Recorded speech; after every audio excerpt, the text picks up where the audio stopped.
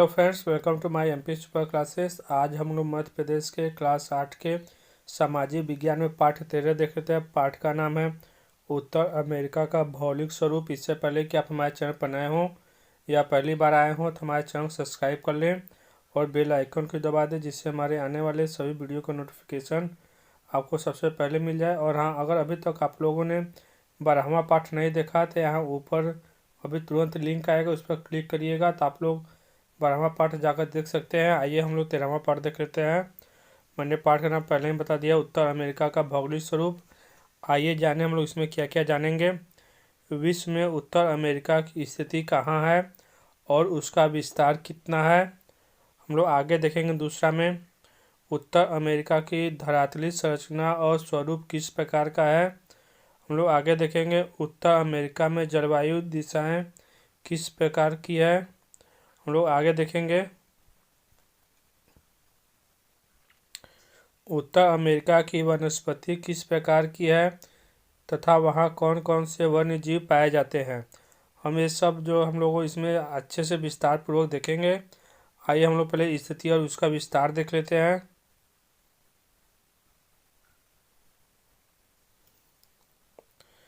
क्षेत्रफल की दृष्टि से उत्तर अमेरिका संसार का सबसे तीसरा बड़ा महाद्वीप है। देखिए, अगर क्षेत्रफल की दृष्टि से देखा जाए तो उत्तर अमेरिका जो कि संसार का तीसरा सबसे बड़ा महाद्वीप है। कितना, कौन सा महाद्वीप है? तीसरा सबसे बड़ा महाद्वीप है। विश्व का मानचित्र देखने से ज्ञात होता है कि पूरा महाद्वीप उत्तरी गोलार्ध में स्थित है। देखिए, यह महाद्वीप किस गोलार्ध में स्थित है? हमारा उत्तरी गोलार्ध में स्थित है, ऊपर की ओर। इसका अक्षांशीय विस्तार 10 डिग्री उत्तरी अक्षांश से 80 डिग्री उत्तरी अक्षांश तक तथा देशांतरी विस्तार 20 डिग्री पश्चिम देशांतर से 170 डिग्री पश्चिमी देशांतर तक है। इसकी उत्तर में दक्षिण तक लंबाई लगभग 7200 किलोमीटर, मतलब उत्तर से दक्षिण ऊपर से नीचे जाइएगा तो कितना हो गया? 7200 किलोमीटर है। यह देखिए, इस कलर का ये सब का है, ये सब उत्तरी अमेरिका है।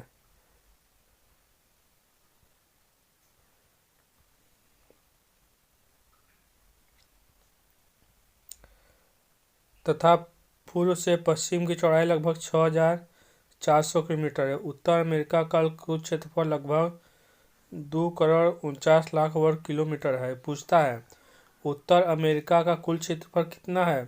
तमाजो को उत्तर अमेरिका का कुल क्षेत्रफल लगभग 2,49,00,000 वर्ग किलोमीटर है। पूरा महाद्वीप त्रिभुज के आकार का दिखाई देता है। हमारा उत्तर अमेरिका किस तरह से दिखाई देता है? त्रिभुज आकार, जैसे त्रिभुज है इस तरह से दिखाई देता है। कोलंबस नामक यूरोपीय नाविक अपने साथियों के साथ भारत की खोज पश्चिमी समुद्री मार्ग से करना चाहता था। कई दिनों की समुद्र यात्रा के पश्चात वह जिस भूभाग पर पहुंचा वह भारत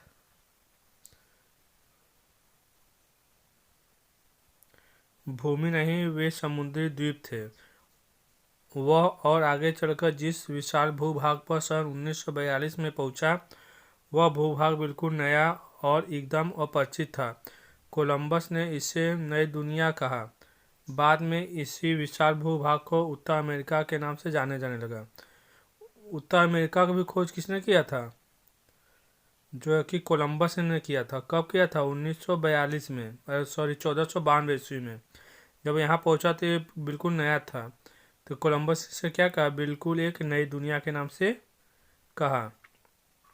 महाद्वीप के उत्तर में आर्कटिक महासागर, पूर्व में अटलांटिक महासागर, पश्चिम में प्रशांत महासागर और दक्षिण में दक्षिण अमेरिका महाद्वीप स्थित है। देखिए इसके चारों ओर। पूर्व में क्या है?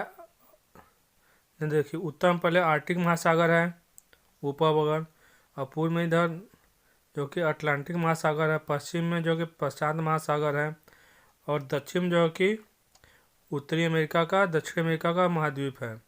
दक्षिण में यह महाद्वीप पनामा नहर द्वारा दक्षिण अमेरिका से पृथक किया गया है। देखिए इसको किस नहर द्वारा पृथक किया गया? उत्तरी और दक्षिण अमेरिका को पनामा नहर द्वारा इसको अलग किया गया है। तो आगे देख लेते हैं। मानचित्र देखकर बताइए उत्तर अमेरिका के दो सबसे बड़े देश कौन कौन से हैं? कनाडा और मेक्सिको की राजधानी के नाम बताइए। पश्चिमी द्वीप समूह के 3 प्रमुख द्वीपों के नाम क्या है? महाद्वीप के दक्षिण सिरे पर स्थित देश कौन सा है? आइए हम लोग आगे देख लेते हैं, आप अपने में चर्चा कर लीजिएगा। हम लोग धरातलीय स्वरूप देख लेते हैं। धरातलीय उच्चावास के आधार पर उत्तर अमेरिका को 3 प्रमुख भागों में विभाजित किया जा सकता है। पहला पश्चिम का पर्वतीय प्रदेश, दूसरा पूर्व उच्च भूमि, तीसरा मध्यवर्ती निम्न भूमि। अब हम आगे देख लेते हैं इसका डिटेल से। इसको पश्चिमी का पर्वतीय प्रदेश, पश्चिम का पर्वतीय प्रदेश को ही कार्डिलेरा कहा जाता है। पश्चिमी प्रदेश क्या कहा जाता है? कार्डिलेरा कहा जाता है। कार्डिलेरा का विस्तार महाद्वीप के पश्चिमी भाग में उत्तर में अलास्का से लेकर पश्चिम में मैक्सिको तक है। देखिए इसका विस्तार भी बहुत है। उत्तर में अलास्का से लेकर पश्चिम में मैक्सिको तक है। कार्डिलेरा के पश्चिमी भाग में अनेक पर्वत श्रेणियां समांतर उत्तर दिशा में फैली हुई है। पूर्व में रॉकी पर्वतमाला, मध्य में सीरिया निवेदा तथा पश्चिम में तटीय क्षेत्र है। इन पर्वत श्रेणियों के बीच में अंतरपर्वतीय पठार ग्रेट बेसिन का विस्तार है। ग्रेट बेसिन के दक्षिण में कोलोरेडो का पठार है। कौन सा पठार है? कोलोरेडो का पठार है। इस पठार पर कोलोरेडो और उसके सहायक नदियों ने धरातल को काट काट कर गहरी घाटियां बना डाली, जिसमें अनेक महाखंड हैं। तो 1800 मीटर से अधिक गहरे हैं। इनकी गहराई कितना है? 1800 मीटर है। अधिक गहरे महाखंड के नियम कहलाते हैं। ये महाखंड क्या कहते हैं? केनियन कहलाते हैं। केनियन। कोलोरेडो का ग्रेट केनियन विश्वविख्यात है।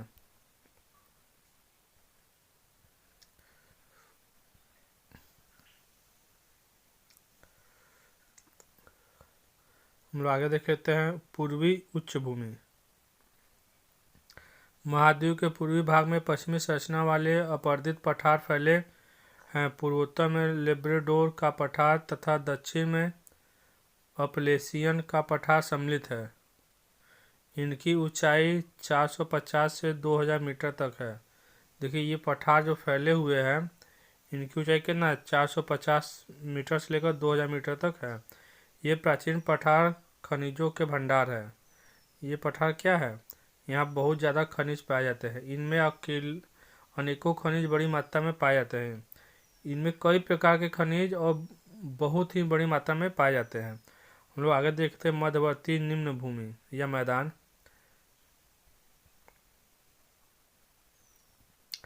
पश्चिमी कार्डिलेरा और पूर्वी उच्च भूमि के मध्य निम्न भूमि का विस्तार। इसका आकार बड़े त्रिभुज जैसा है। इसके उत्तरी भाग में कैनेडियन सिल्क तथा मैकेंजी नदी की जोड़ी है। मतलब 2 चीन नदियों से मिलकर बना हुआ है, उसके बीच का भाग है।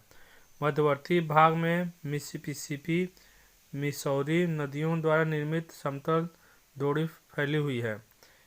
इस त्रिभुजाकार मैदान को प्रेरी का मैदान कहा जाता है। ये बहुत ही प्रसिद्ध मैदान है, प्रेरी का मैदान। नदियों की जोड़ी में उपजाऊ मिट्टियों का फैलाव है। और यहाँ नदियों की जोड़ी में क्या है? फैलाव नदियाँ उपजाऊ मिट्टी पाई जाती है। कैनेडियन सिल्क विश्व के प्राचीनतम भूखंडों में से एक है।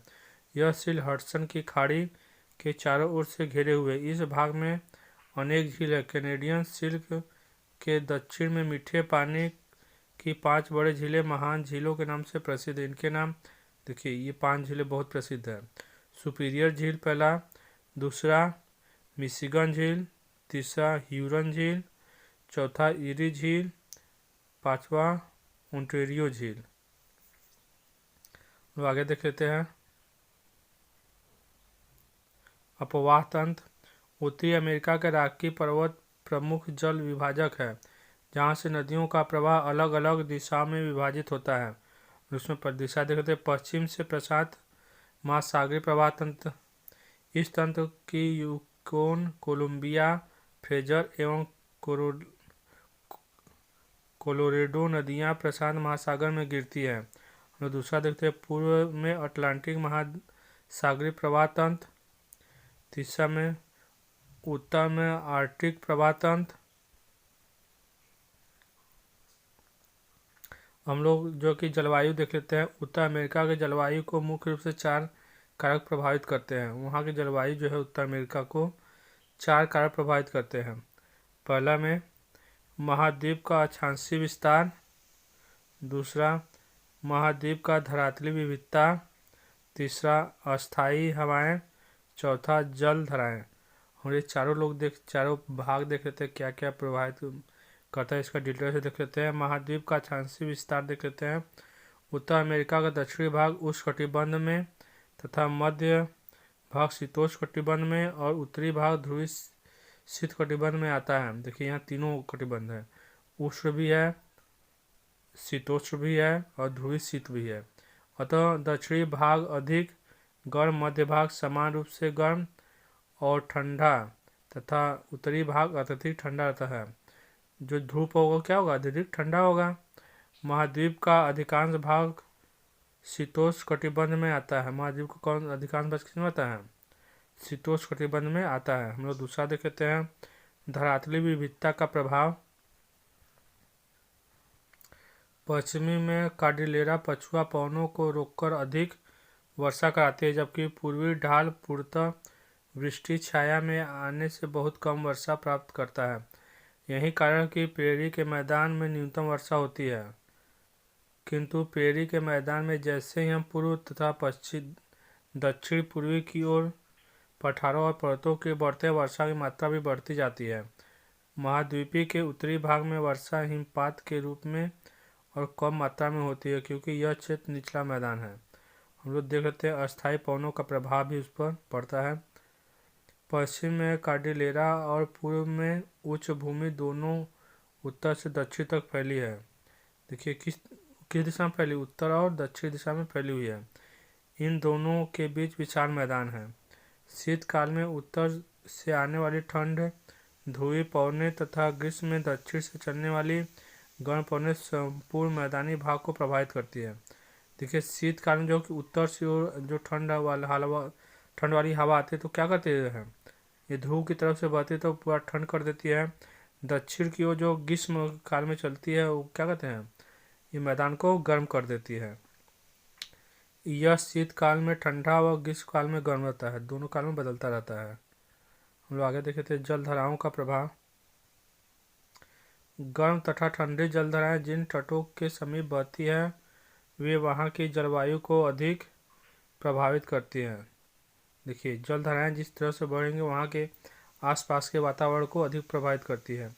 महाद्वीप के दक्षिणी पूर्वी तट पर गल्फ स्ट्रीम और उत्तरी पश्चिमी तट पर अलास्का की गर्म धाराएं बहती हैं। इनके प्रभाव से तटीय भागों का तापमान सदैव ऊंचा रहता है। हवाएं इनसे गर्म होकर नमी ग्रहण कर वर्षा करती हैं। लेब्राडोर की ठंडी धारा उत्तर पूर्वी भाग, कैलिफोर्निया की ठंडी धारा दक्षिण पश्चिमी भाग के निकट बहती है। इससे तटीय क्षेत्रों की जलवायु अधिक ठंड हो जाती है। हम आगे देख लेते हैं। देखिए ये जलधाराएं दिया हुआ है, ये हवाएं बह रही हैं।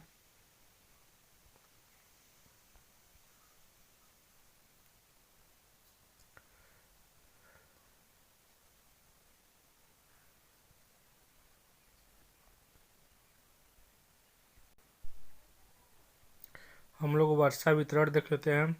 महाद्वीप के अधिकांश भागों में वर्षा ग्रीष्म काल में होती है। देखिए यहाँ किस काल में वर्षा होती है, गर्मी के दिनों में वर्षा होती है। इस महाद्वीप में 3 पश्चिमी क्षेत्र ऐसे हैं जहाँ अधिक वर्षा होती है। 3 पश्चिमी क्षेत्र में कहाँ अधिक वर्षा होती है। पहला क्षेत्र है द्वीप समूह में व्यापारिक पवनों के प्रभाव से, दूसरा मध्य अमेरिका तथा दक्षिणी पूर्व भाग में गर्म जलधारा की निकटता के कारण, तीसरा ब्रिटिश कोलंबिया के पश्चिमी तट पर पछुआ पवनों के कारण। पूर्वी तट से जैसे जैसे पश्चिमी क्षेत्र की ओर आगे बढ़ते हैं वर्षा की मात्रा कम होती जाती है। देखिए जैसे जैसे पूर्वी तट से पश्चिमी तट की ओर बढ़ेंगे, पश्चिम की ओर वर्षा की मात्रा क्या हो जाएगी, कम हो जाएगी। संयुक्त राज्य से दक्षिणी पश्चिमी भाग एरिजोना के मरुस्थल में अत्यधिक कम वर्षा होती है। पश्चिम को बढ़ते जाएंगे तो वर्षा कम होता जाएगा, इसीलिए एरिजोना का जो मरुस्थल है वहाँ क्या होता है, अत्यंत कम वर्षा होती है। हम लोग देख सकते हैं उत्तरी अमेरिका में वनस्पति एवं वन्य जीव कैसे पाए जाते हैं। किसी भी भूभाग में वनस्पति एवं वन्य प्राणियों पर वहाँ पाए जाने वाली जलवायु दशाओं का प्रभाव स्पष्ट दिखाई देता है। देखिए, किसी भी भूभाग की जलवायु जैसा होगा वहाँ का वैसे ही ये वनस्पति और वन्य जीव प्राणी होंगे, क्योंकि वातावरण का उन पर क्या पड़ता है, सीधा प्रभाव पड़ता है, क्योंकि इनकी उत्पत्ति और विकास दोनों ही जलवायु पर निर्भर करते हैं। उत्तर अमेरिका का एक ऐसा महाद्वीप है जहाँ भूमध्य रेखीय वनस्पति को छोड़ विश्व में पाई जाने वाली समस्त प्रकार की वनस्पतियाँ पाई जाती हैं। जलवायु की विविधता तथा वर्षा के असमान वितरण के कारण वनस्पति में भी विविधता दृष्टिगोचर होती है। उत्तर अमेरिका वन संपदा में बहुत धनी महाद्वीप है। देखिए, उत्तर अमेरिका जो कि वहाँ वन संपदा में बहुत ही वह धनी है। आगे देख लेते हैं। सुदूर उत्तरी भाग में टुंड्रा प्रदेश में शीत ऋतु लंबी तथा ग्रीष्म ऋतु अल्पकालीन होती है।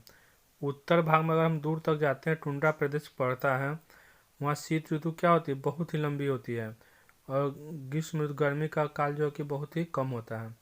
यहाँ अधिकांश समय तक भूमि बर्फ से ढकी रहती है। यहाँ की भूमि क्या होगा, बर्फ से हमेशा लगभग ढका रहता है, अतः बड़े बड़े पौधे यहाँ नहीं उत्पन्न होते हैं। अगर बर्फ से ढका है तो बड़े बड़े पौधे उत्पन्न नहीं होते हैं। यहाँ वनस्पतियाँ के नाम पर केवल काई, लीचेन तथा अल्पकालीन छोटी छोटी झाड़ियाँ होती है। संपूर्ण प्रदेश बर्फीला और उजाड़ दिखाई देता है। यहाँ का मुख्य पशु रेडियन है। ये कौन सा पशु है, रेंडियर पशु है, जिसे एमेस्को की कामधेनु कहा जाता है। अब पूछा जाए आपसे, एस्किमो की कामधेनु किसे कहता है, तो हम लोग क्या कर रहे हैं, रेंडियर को। टुंड्रा के दक्षिण में पूर्व से पश्चिम तक चौड़ी पट्टी में शीत ऋतु अत्यंत ठंड तथा ग्रीष्म ऋतु कोष अर्थात समान उष्ण होती है। इस संपूर्ण चौड़ी पट्टी में नुकीली पत्ती वाली कोढ़धारी वन पाए जाते हैं। कौन सा वन पाया जाता है, नुकीली पत्ती वाला कोढ़धारी वन पाया जाता है, जिनकी पत्तियां क्या होती हैं, नुकीली होती हैं। वृक्षों की शाखाएं नीचे झुकी हुई होने से ऊपरी सिरे का आकार कोढ़ जैसा दिखाई देता है। इस प्रकार के वृक्षों वाले वन को कोढ़धारी वन कहते हैं। यहाँ बर्फ अधिक गिरती है। देखिए, कोढ़धारी वन कहाँ पाए जाते हैं, जहाँ बर्फ अधिक गिरी और एक तरह से पत्तियाँ किस जमीन की तरफ झुकी होती हैं, कोड़ों की तरफ। वृक्षों के सिरे से कोड़ी होने से सारी बर्फ नीचे फिसल जाती है, इसलिए शाखाएं भी नीचे झुक जाती हैं। ऐसे इस तरह से देखिए, इस तरह से ये वृक्ष रहता है, और ये हमारा वृक्ष हो गया, इस तरह से रहेगा। ये हमारा कोड़ी वन हो गया।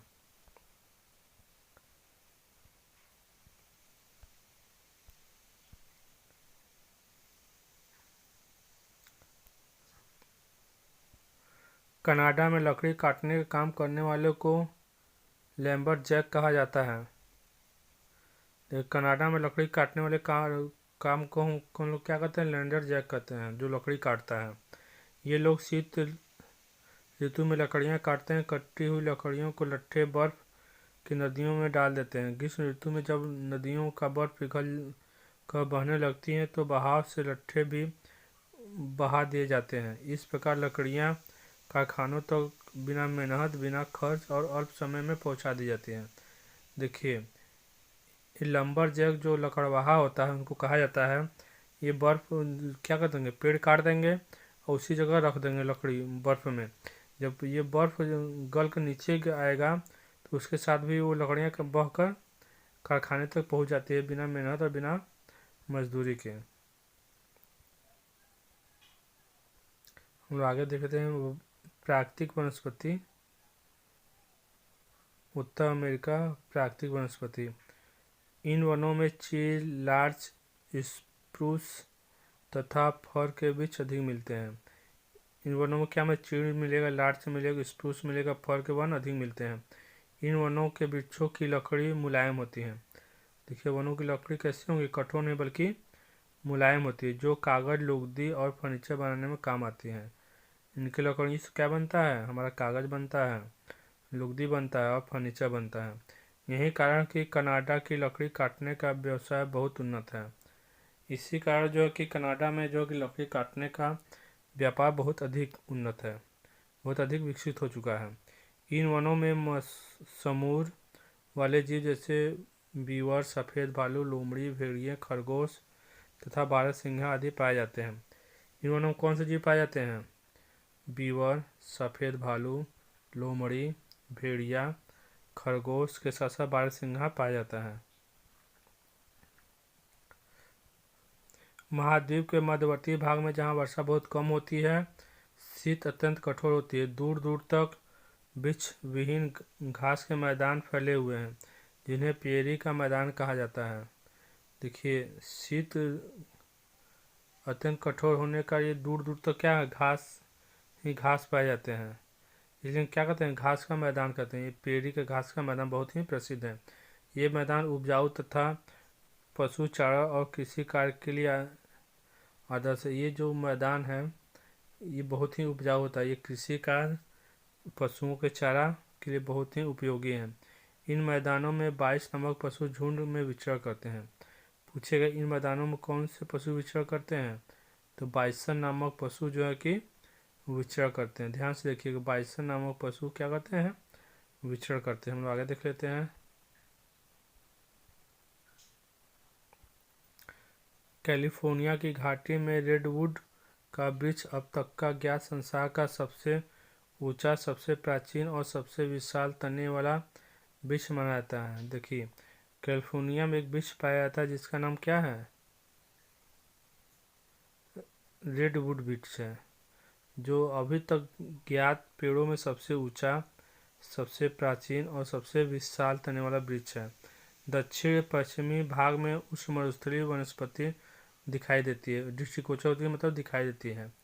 यहाँ वर्षा बहुत ही कम होती है। अनेक प्रकार की कांटेदार झाड़ियाँ और विभिन्न प्रकार के नागफनी पाई जाती है। देखिए अगर वर्षा नहीं होगा तो क्या होगा, वहाँ कांटेदार झाड़ियाँ पाई जाती है तथा नागफनी उगते हैं। एरिज़ोना की इस मरुभूमि में केवल रेंगने वाले जीव पाए जाते हैं। एरिज़ोना के इस मरुस्थल में क्या पता, केवल जो रेंगने वाला जैसे सांप हो गया, छिपकली हो गया, ये सब जीव पाए जाते हैं। हम आगे देख लेते हैं। पूर्वी भाग में शीतोष्ण मिश्रित वन पाए जाते हैं। पूर्वी भाग में कैसे वन पाए जाते हैं, शीतोष्ण मिश्रित वन पाए जाते हैं, जबकि दक्षिणी भागों में कठोर लकड़ी वाले उष्ण और शीतोष्ण पर्णपाती वन मिलते हैं। पश्चिमी भाग में भूमध्य सागरीय वनस्पति पाई जाती है। यहाँ ओक, चीड़, जैतून, रेडवुड, कार्क तथा रसदार फलों के वृक्ष बहुतायत मात्रा में विकसित होते हैं। कैलिफोर्निया की घाटी फल उत्पादन के लिए विख्यात है। आपसे पूछे कौन सी घाटी जो कि फल उत्पादन के लिए विख्यात है, तो हम लोग कैलिफोर्निया की घाटी। वृक्षों की छाल मोटी पट्टियाँ चिकनी व मोटी होती हैं। वृक्ष कांटेदार होते हैं जो वृक्षों को सूखने से बचाए रखते हैं। वृक्ष कैसे होते हैं, कांटेदार होते हैं जो उनको सूखने से बचाता है। देखिए यह हो गया हमारे उत्तर अमेरिका के प्रमुख देशों की राजधानियाँ। जैसे कनाडा हो गया देश, इसका राजधानी कहाँ हो गया, ओटावा हो गया। संयुक्त राज्य अमेरिका हो गया, इसका राजधानी वाशिंगटन डीसी हो गया। मैक्सिको हो गया, इसका राजधानी मैक्सिको सिटी हो गया। क्यूबा हो गया, इसका राजधानी हवाना होगी। इस तरह से सभी हमारे देश की राजधानी है जो उत्तरी अमेरिका में पाए जाते हैं और देश है। आगे हम लोग हमारा अभ्यास। निम्नलिखित प्रश्नों को सही विकल्प चुनकर लिखिए। प्यारे बच्चों, मैं अभ्यास का एक दूसरा वीडियो बना दूंगा क्योंकि ये वीडियो बहुत बड़ा हो जाएगा, इसलिए मैं दूसरा वीडियो बना दूंगा। आप लोग उस पर जाकर केवल अभ्यास का सभी प्रश्न उत्तर देख सकते हैं। प्यारे बच्चों, वीडियो पसंद आए तो लाइक करें, चैनल को सब्सक्राइब करें और अपने दोस्तों के साथ शेयर करना ना भूलें। आपका लाइक करना ही हमारे मेहनत का फल है। हाँ, आप जिस ज़िला से निवास करते हैं उस ज़िले को जो है कि नाम कमेंट्स कर दीजिएगा। जय हिंद, जय भारत।